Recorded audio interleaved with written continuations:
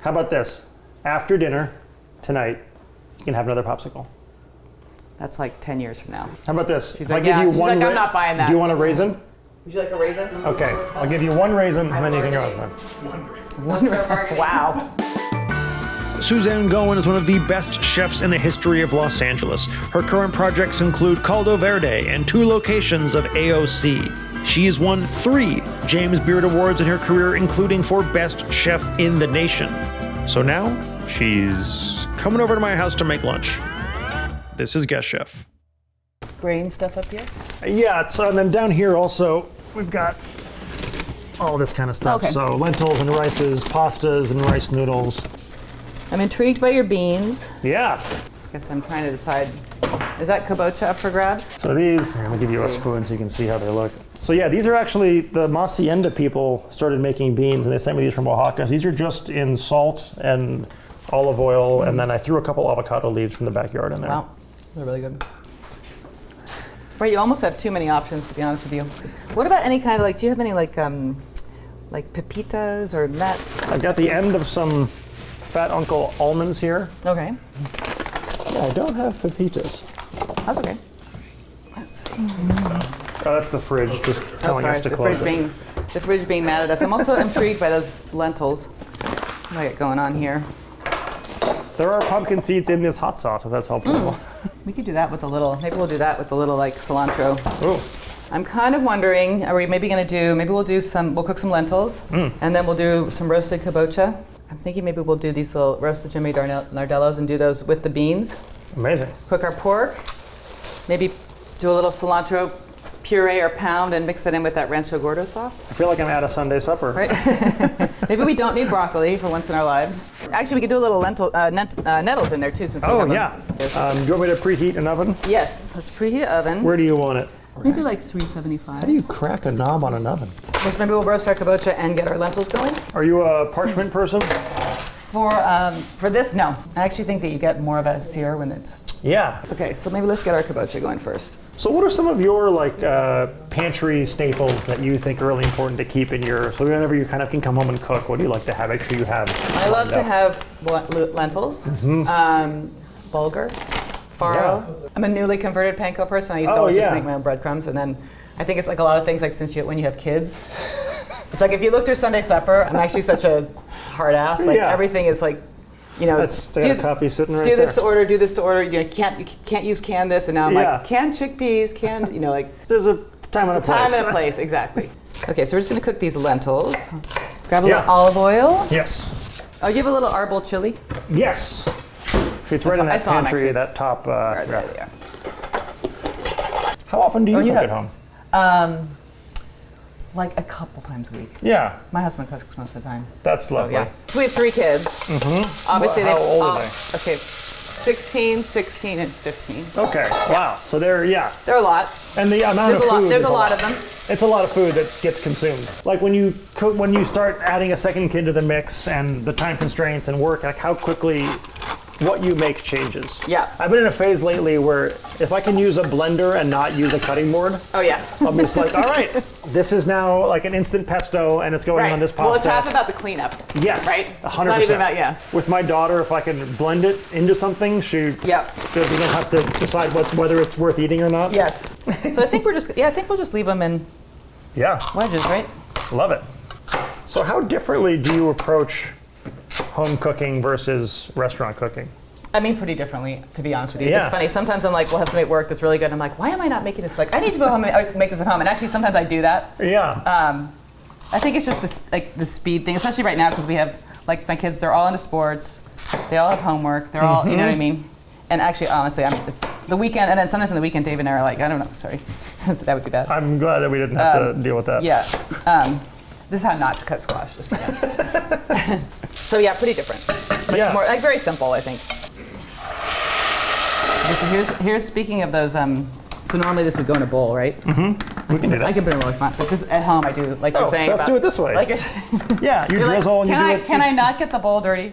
Yeah, 100%. And I think that's The thing that happens that way with cookbooks too are people, you feel like you need to tell them the right way to do it, but then you actually do it differently at right, home. exactly. And so sometimes it's nice to do it the real way. Tell the truth, yeah. And you can toss it around in the pan too. Yes, exactly. Talk to me about the sautéing of the lentils before you cooked them.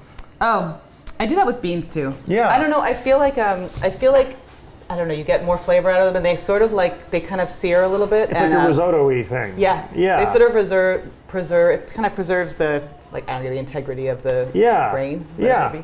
There's like certain things I do in a kitchen that I'm terrified of ever testing side by side to see if it matters. Right, because it just matters in your brain. Yeah, but maybe that's okay. Right. Like, it's funny, we were making so we did a whole cassoulet night on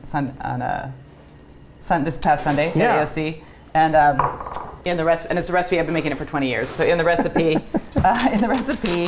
you cook all the beans. You basically make this giant pork ragu and then add the beans in. There's no celery in the mirror prep. There's like a whole stalk of celery. You cut it in half. You put a whole bunch of thyme and like 20 bay leaves in there, and you tie it all up like a roast. Mm-hmm. And James, our chef, was like, "So really, you couldn't just like dice up the celery and like add the celery?" And I'm like, "I don't know. You probably can, but I don't want to."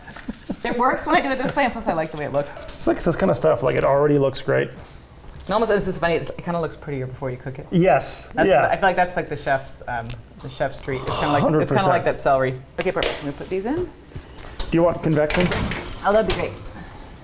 We don't need all these, but we'll cook them anyway. We're gonna do a little garlic too. This is gorgeous. This looks good. And then what do you think? Should we, do you want to grill this? What do you think? Or should we just do it in a pan? Maybe in a pan's easy for people. Let's do it. You want to do cast iron? Yes. Okay, I'm gonna do a little arbol too.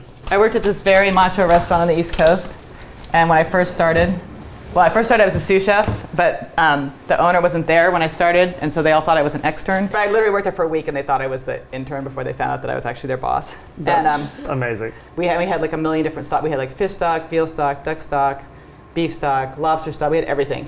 So I remember like the first night I'm working, they're like, go get like the bird stock or something. I go in back, there's like 12 5-gallon buckets, or 22 quarts we call them now. None of them labeled? None of them labeled. So I come back out and they go, oh, you just have to taste them. You just have to taste it. It's like Saturday night at 8 o'clock. So that was like my first thing I did as a sous chef there was like, add labels? We're gonna label everything. They're all like, thought I was crazy. Like, oh my, you're so uptight. Like, we're gonna label everything. It's like, I'm gonna do a little sheet pan. Maybe we'll roast these guys too. And I'd worked at Shape Pan. I'd worked like all these kind of like feminine, like they were not that they were all women, but just like these very like peaceful. Yeah, it's not even about it whether it's feminine. It's that the masculine ones were so over the top. Oh my god, it was so over the top. It was hilarious. Oh wow, the oven works. There's got to be other jams in here somewhere. No, there's not. We never eat this, and I was looking forward to eating it. It was like a raspberry one. It was right here. I don't know. There was something that was open that was in a pantry, and you keep describing it like it's a negative thing. It is. If I just. No, I had it ready. Do not deprive a pregnant woman of her peanut butter and jelly. I'm telling you right now. But it was open and it was in the pantry for an indeterminate amount of time. No, you're digging yourself. You're not gonna be right. Yes, you're never gonna win this. Stop. Oh my god, and you have basil, amazing. Do you want to use like we'll do a little garlic and a little Do you want like a Roboku or a Just use a blender. Yeah. You want to pick with me? Yeah. Just gotta keep an eye on that squash because it's cooking. Quickly. It's cooking really well, yeah. I'm gonna turn the convection off in a minute actually, maybe. Looks great. Yeah, they look good. Actually, even cooked, it looks really good. Those even look good cooked, yeah. Yeah. Ooh. Tiny bit more. Downwind of the chili smoke. Sorry guys, we're gonna go in the oven in a minute. Okay. And plug in Don't stuff. use your hands at home. People would use a spoon or something. These are beautiful little lentils. Yeah, they're nice lentils. They're almost ready. Do you have a strainer? I'm gonna strain into the bowl. I want to get the liquid out. This is good actually. I did not too much liquid. Mm-hmm. So this is like a little trick I learned actually from Fred Eric. Do you know Fred Eric? No. He was a chef. He's a chef in LA. So he actually taught. It's like that funny thing I feel like where you learn when you work for a lot of different people. You just learn different stuff from different people. So strain it, and then you do basil, kind of a good amount of olive oil, and then I did a good job of not having too much liquid. Sometimes you have way too much liquid. But if you add some of this liquid back, then it's kind of like the lentils have their own. They have their own little sauce. So then when you want to use them, you just can kind of like. I mean, if you were saving this for the next day, perfect the consistency. Yeah, and then you can just heat this up. You don't have to like add water or they're not dry. I love the texture of these kind of lentils too. Oh yeah. Really good? Band snack. So now the question's going to be,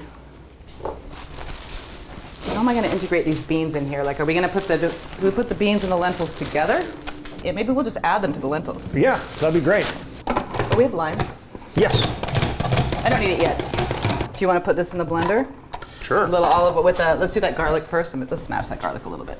Olive oil and that cilantro, a little salt. So at this point, how much of what you're making is completed in your brain? How much of what's going to all end up coming together is like, you know exactly what it is now, and how much now is I know. still, yeah. Oh, yeah. So you're 100% there at this point. I'm there. Once we kind of figured out the ingredients. I feel like kabocha was like the very hip in squash for a while, and now people have kind of forgotten about it again. I think it's time for it to make a comeback. Which is funny. Which is like the whole like, Food trends. it was like, yes. It's like when the kale thing happened. It's like, okay, do we really have to not eat kale now because it's lame because everybody found it and ate it? Yeah. Like, do you remember if it was... it's still who it was in the beginning. Before the kale craze, do you know who the largest purchaser of kale was in America? Who? Sizzler, because they lined the buffets with it. Okay, that's hilarious. The curly kale. Yeah.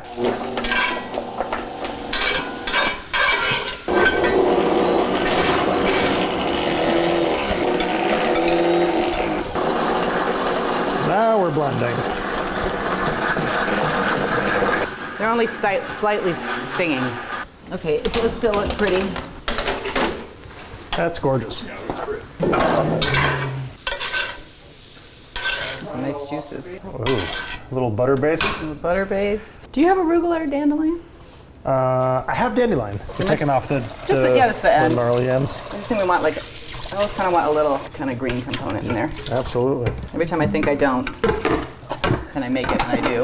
Of course. Right, I think we're almost ready. Tastes good. Oh, good. I made that then. Yeah, he made that. Do you have a nice big pretty platter? I've got a big platter. You can decide whether it's pretty or not. Yeah. Okay, it's good.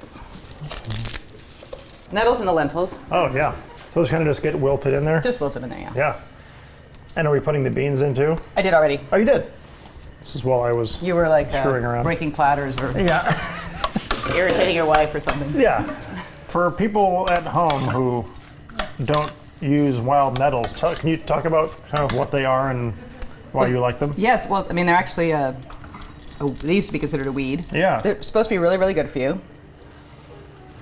The stinging just goes away once you cook them. Yes, because it sure does it when you pick them up with your hands. Yes. I was very brave, right? You said I picked them up. Such a gorgeous spread of stuff we got going on here today. Good, right? Ooh, that's delicious. Like 'em? Okay, good. Yeah. All right. So That's like funny. a much healthier caviar. Yeah. So my normal instincts, would be to spread those out and then layer everything in. But I actually feel like they're so pretty, it's going to get like a little muddled. So I might do a little like side by side type thing. This is the cool guy pepper of the last 2 summers. Yeah. Just a little lemon and lime. Just a little break from our pork lentils and squash, right? This does really just feel like I'm having the full Suzanne Goin experience in my kitchen right now. Oh, good. So we're going to go against the grain, obviously. Looks perfect. It's gorgeous. I like when that happens. Can you imagine if I made you suffer through all that herbal chili and you'd be like, That is gorgeous. you probably don't need this, to be honest with you, now that we made it. But we made it. But we made it, so we're going to put it on here. We'll just drizzle a little bit. And we can actually put it on the table. Oh yeah, there you go. A happy moment came to me a few years ago when I realized like just to eat the kabocha skin. 100%. All that like peeling of it. And the everything Nardello was, like, seeds, yes, all that Nardello, stuff. Yes. Oh my god. This is... I'm excited about this pork. Me too. Ooh, that pork is great. I like its texture. It has like a little chew to it in a good way. A little bit of chew and then a little bit of arbol is amazing on it. Well, it's built into the palate already from the cooking. Right. That is just a perfect, amazing bite. Eliza? Oh, wow. Oh, hi. Oh, hi. Oh, my goodness. So this is the squash that was sitting out. This is roasted kabocha squash with some roasted Jimmy Nardellos. I'm one of those people that like only thinks they're for decoration. So it's really nice to see people use them the way they should be. This is a yummy one. It looks delicious. Oh my god, Jimmy Nardellos are so good. Ew, my mouth is watering. That's so gross. That's so gross to be pregnant and have your mouth watering. The farmer's market. I was going to say it's very Hollywood farmer's market. The Selma secret. This is so good. I love the sauce. Is there like a smokiness somewhere? Yeah, were you choking before in your... My friend was coughing. I was like, "What's your problem?" She was like, "It's this," and then I It's think you from yelled the- like, "Sorry." It's from the arbol chili. I was choking too. It's from like the marinade on the pork. That's outstanding. Okay. I'm sure that's like something you Your do with husband your made eyes it. closed. Oh, really? She put it in the blender and I blended it. It was like, when you get in here, say you like my thing. And these are lentils? Oh, with the beans in them. Oh yeah. There's beans in there? Yeah, there's your... Where'd they go? Where are they? I don't see any beans. I put them in there. You saw me put them in there. I didn't see you put them in. It's a bean reduction. No, I did. Remember, I strained. We have to like... So you strained them. I The never saw them squash go is into the pot. outstanding. Okay, there's no way I didn't put them in there. Are they still in the strainer? No. Welcome back, folks. I put them in there, but I think they must have cooked They down. didn't disappear. Did they cook down with the They're lentils? such big beans. I mean, that is really weird. Some would say they're magical beans. Yes. It's so good. It's Thank so you. good. You know what I'm gonna do? Let's put some beans in there to see if we like it. You think that's what I did? You know what? I think it is what I did. I can't imagine they would have. No, no, If only we had filmed this It's and we could yes. look back. No, I think I did. But they would be good in here. They will would, be. but they're They good will- without it, They're too. good without it. That's gonna blow you out. Yeah. You gotta be careful. Actually, I kind of like it better without them. Really? Well, I like the look better without them. Yeah, that's true. I was gonna go for a workout, but I guess I can do that. Or you can just eat. If I eat fast enough, I'll sweat.